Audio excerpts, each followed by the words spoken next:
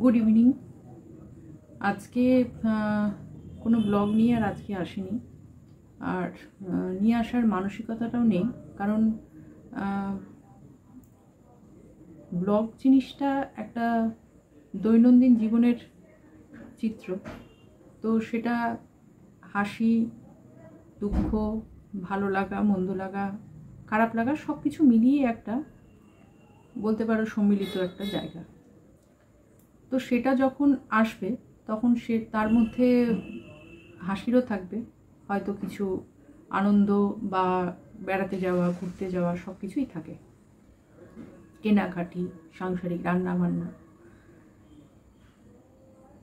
ব্লগটা না নিয়ে আসার কারণ বা দৈনন্দিন জীবনের যে জায়গাটা আমরা দেখাই অ্যাজ এ ক্রিয়েটার হিসাবে, সেটা আজকে নিয়ে আসতে ভাল লাগছে না।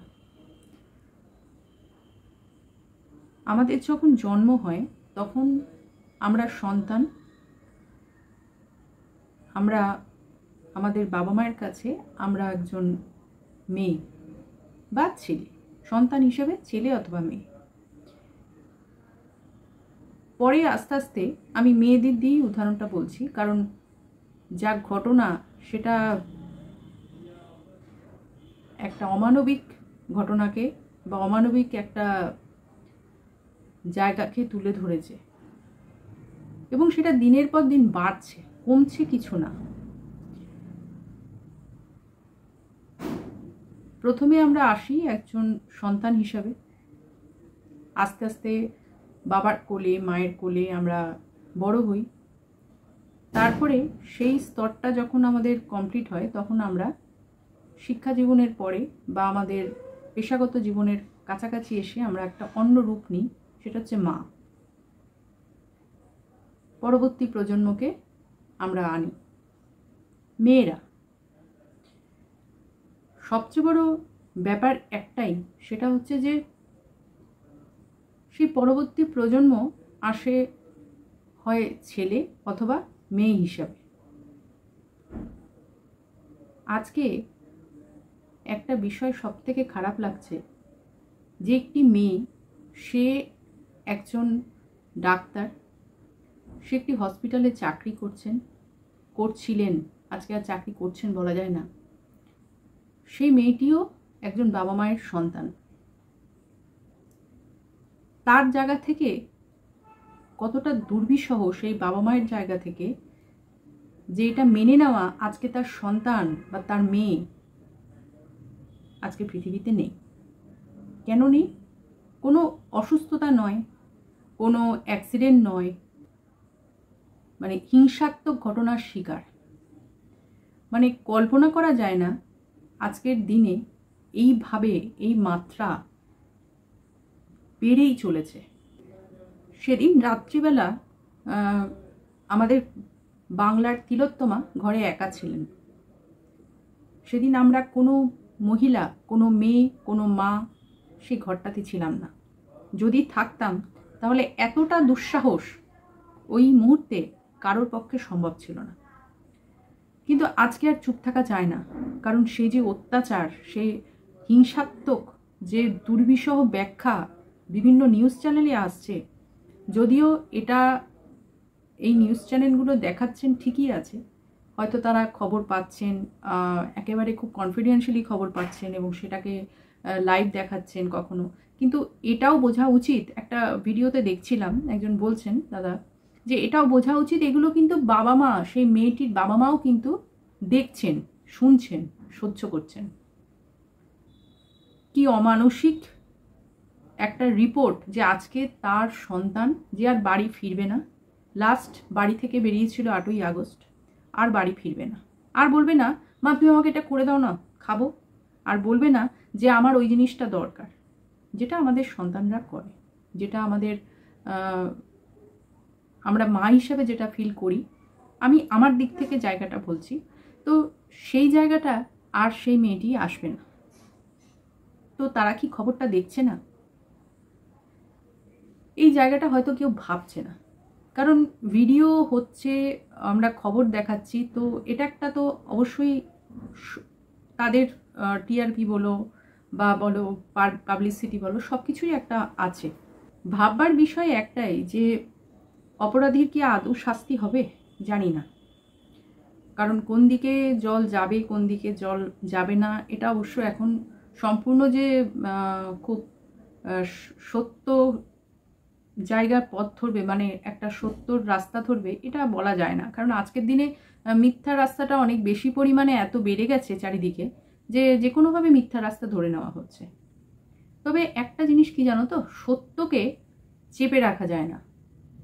আর মিথ্যা বলে হয়তো সাময়িক জিত আসে, কিন্তু সেটা যে একেবারে শেষ পর্যন্ত সে জিতবে এটা বলা যায় না, এটা কখনোই সম্ভব না। কারণ একটা জিনিস আছে, সেটা হচ্ছে একটা শক্তি আছে, সেটা অতীন্দ্রিয় হলেও সেই শক্তিটার জোর কিন্তু অনেক বেশি। আজকে যারা ভাবছো যে আমরা বেঁচে গেলাম, এই লোকটা সামনে আছে, আমরা একে দিয়েছি, আমরা পর্দার আড়ালে আছি, কিন্তু কি জানো তো, একটা সিসিটিভি ফুটেজ কিন্তু ওপরে আছে, হয়তো এই মুহূর্তে সেটা প্রকাশ হবে না, কিন্তু একদিন না একদিন এই বিচারটা কিন্তু হবেই। হয় যারা করেছো বা করেছেন বলাটা অবশ্য ঠিক না, সম্পর্কটা হয়তো করেছোর থেকে তুই তুকারি বলা উচিত, কারণ এতটাই নৃশংস সম্মান দেওয়া উচিত না। সেইখানে কিন্তু সব ফুটেজ আছে, সেই জায়গাটার থেকে বেরিয়ে যাওয়া কিন্তু এত সহজ নয়। এই প্রজন্ম যদি শাস্তি না পায়, তাদের ঘরে কি মেয়ে সন্তান নেই? তাদের ঘরে কি বোন বউ বা পরবর্তী প্রজন্ম কেউ থাকবে না? তারাই শাস্তির শিকার হবে না তো? হ্যাঁ, তবে একটা কথা আমি বলবো যে এই ধরনের যে অপরাধ, যেটা আমরা কিছুদিন আগে হায়দ্রাবাদে দেখেছি, বিভিন্ন দেশের বিভিন্ন স্তরে, হয়তো বিদেশেও ঘটেছে, সেটা হয়তো প্রকাশ্য নয় বা কিছু সময় প্রকাশ্য, শাস্তি কিন্তু হবে, সেটা যেভাবে হোক হবে। তবে আমার মতে কি বলে বলো তো, আমি একজন মা হিসেবে বলবো, একজন মেয়ে বা মহিলা হিসেবে নয়, মা হিসেবে বলবো, শাস্তিটা না ফাঁসি হওয়া উচিত না। শাস্তিটা এমন হওয়া উচিত যাতে সে বেঁচে থাকে, অথচ যে জোরটা সে খাটিয়েছিল সেই জোরটা শেষ হয়ে যায়, আর কোনো সময় ইচ্ছা থাকলেও সেই জোরের কোনো সক্রিয়তা থাকবে না। এই অপরাধীদের পুরুষত্বকে কেড়ে নেওয়া উচিত, বাঁচিয়ে রেখে, তবে ব্যাপারটা একটা অনুভব করতে পারবে। জ্বলন, যন্ত্রণা, অস্বাভাবিক যন্ত্রণা, অস্বাভাবিক আর্তনাদ যেদিন রাত্রে বাংলার তিলোত্তমা সহ্য করেছিল, তার প্রত্যেকটা সেকেন্ডের জবাবকে এইভাবে দেওয়া যেতে পারে, যে পুরুষত্বের জোর খাটিয়েছিল। তো আমার মতে হওয়া উচিত, একজন মা হিসাবে আমি বলবো যে শাস্তিটা এরম হওয়া উচিত, ফাঁসি নয়, যাবজ্জীবন কারাদণ্ড নয়, একদম তাদের পুরুষত্বকে কেড়ে নেওয়া। যে ভদ্রলোক বলা যায় না, অবশ্যই নয়, যে লোকটি ধরা পড়েছে সে তো একা নয়, এটা তো অবশ্যম্ভাবী। এটা যারা শুনছেন বা শুনছো বা তাদের পিছনে যারা রয়েছো, তো সেটা তো আছেই। তো শাস্তি হবেই, শাস্তি হওয়া উচিত। এখন যদিও না হয়, যদি কোনোভাবে ক্ষমতার জোরে বেঁচেও যাওয়া হয়, কিন্তু শাস্তি কিন্তু হবে। আজকে সারা রাত একটা প্রোটেস্ট কলকাতাতেও চলছে এবং সারা বাংলায় চলছে। একটা বিষয়ে বলতে গিয়ে আমার খুব খারাপ লাগছে, সেটা হচ্ছে একটা হসপিটাল যেটা কলকাতার প্রাণকেন্দ্রে অবস্থিত। কলকাতায় বলি ক্রাইম রেট বা ক্রাইম যা হচ্ছে সেটা একটা বিষয়, কিন্তু হসপিটালের ভিতরে কোনো রকমের সিকিউরিটি প্রোটেকশন নেই, এটা একটা বড় হাস্যকর বিষয় হয়ে গেছে। আর একটা বিষয় হচ্ছে কিছু লোককে কিছু অতিরিক্ত সুবিধা দান করে ফেলার জন্য তারা নিজেদেরকে মনে হয় ভগবানের বরপুত্র মনে করছেন। এই ভগবানের বরপুত্র মনে করাটার একটা প্রবলেম আছে। প্রবলেমটা হচ্ছে আমরা সবাই না, সবাই প্রত্যেকে, সেটা সরকারি হোক বা সরকার তো আর নিজে নিজে তৈরি হয় না, সাধারণ মানুষের সব কিছুটা নিয়ে সরকার তৈরি হয়।